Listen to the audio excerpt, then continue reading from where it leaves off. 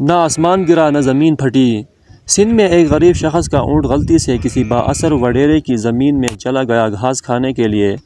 اس اونٹ کو کیا پتہ تھا میرے ساتھ کیا کچھ ہونے والا ہے۔ اس بے زبان جانور کو اگر یہ پتہ ہوتا تو وہ ہرگز نہ جاتا کہ ظالم انسان میری ٹانگ کاٹ دے گا۔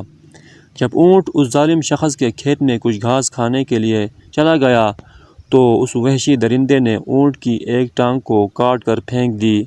وہ اونٹ وہاں چلاتا رہا، روتا رہا اور آسمان کی طرف دیکھ کر اللہ سے کیا کچھ فریاد کرتا رہا۔ اس اونٹ کی ٹانگ سے مسلسل خون بہہ رہا تھا۔ اونٹ کے آنکھوں سے مسلسل آنسو بھی بہہ رہے تھے۔ اس وحشی درندے کو اتنا پتہ نہیں تھا کہ اس نے اللہ کے قہر کو دعوت دی ہے۔ حضرت صالح علیہ السلام کے اونٹ کو مارنے والے صرف 4 لوگ ہی تھے، مگر سزا پوری قوم کو ملی اور اللہ پاک کے غضب نے پوری قوم کو نیست و نابود فرمایا اور پوری قوم نشان عبرت بنی۔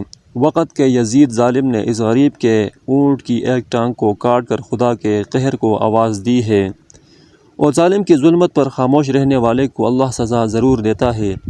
دوسری طرف یہ تصویر حادثے میں معذور کتے کی ہے جسے غیر مسلم ملک کے کافروں نے اسے گھومنے کے لیے پہیے لگائے ہیں۔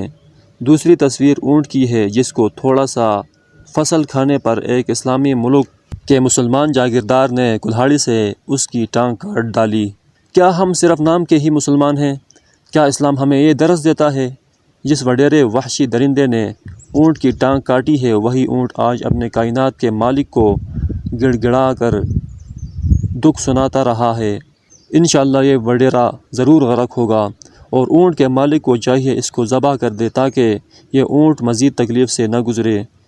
سنگھڑ کے ظالم زمیندار غلام رسول کو کیفری کردار تک پہنچانے میں اپنا کردار ضرور ادا کریں۔ دل ٹوٹا، بہت برا ہوا، انسانیت شرما گئی۔ اس ویڈیو کو ضرور لائک کریں اور کمنٹ باکس میں اپنا پیارا سا کمنٹ ضرور کریں۔ ملتے ہیں کسی نئی اچھی ویڈیو میں، تب تک کے لیے اللہ حافظ والسلام۔